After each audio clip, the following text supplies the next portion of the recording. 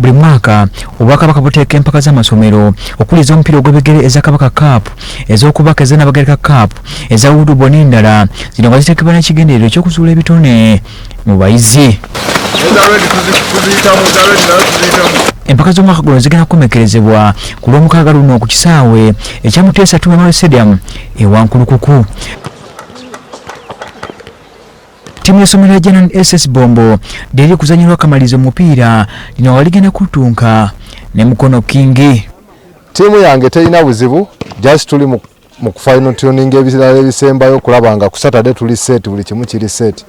Naye okusinziira ku bisinga ffe byaffe twabimaze dda, tulinda bulinzi lunaku okulaba nga tusobola obbawo ekisinga.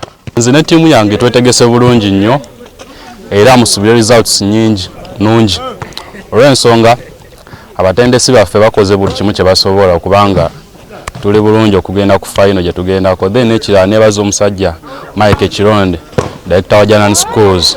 Omutandisi w'amasomero ga Janan, omukungu Michael Kironde agamba mukakafu nti ttiimu yeetegese ekimala era yeebazizza Ssaabasajja Kabaka olw'amaanyi g'atadde mu kutumbula ebyemizannyo. Tukunga abazadde baffe, mikwano gyaffe, bafaani ba Janan Secondary School Bombo, ffenna tubeereyo tulabe nga tuleeta obuwanguzi. Nyongera okusiima Obwakabaka bwa Buganda ddala Ministry y'ebyemizannyo wamu ne Ssaabasajja Kabaka atutte omulimu gw'okutumbula ebitone by'abaana.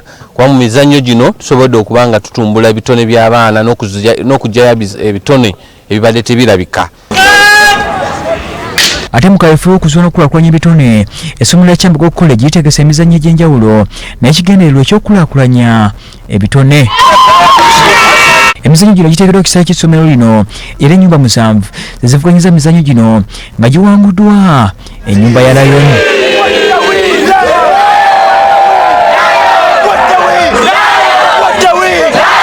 Akulira essomero lino yeebazizza abayizi abeetaba emizannyo olw'okukozesa omutindo omulungi mu mizannyo gino.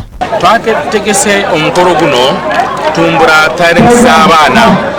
Abaana baffe wano tukimanyi nti jumbira mu bintu bino, first of all baba physically fit, ekyokubiri self esteem yabwe improvinga, ekyokusatu kitegeeza n'okusoma nakwabwe kubeera bulungi, basoma bulungi.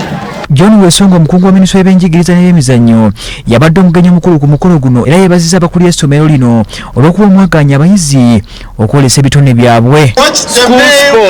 Help inspire teamwork and forge leadership skills among the students. Number 2, sports enhance healthy habits and discipline in schools. It eliminates idle mind. Sports improve physical health. Omuwanguzi w'emizannyo gino asitukidde mu Sseddume w'ente n'ekikopo. Muyogeyoge bannaffe aba Kyambogo College bwe tweyongerayo ttiimu y'eggwanga ey'omuzannyo gw'okubaka eya She Cranes